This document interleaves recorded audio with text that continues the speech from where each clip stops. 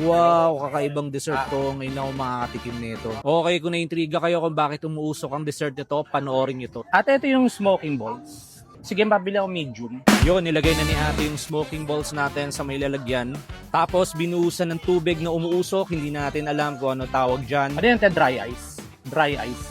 Liquid nitrogen. Okay. Liquid nitrogen pala yun. Kinuha na ni ate yung baso natin. Tapos yan, ilalagay na yung mga smoking balls natin.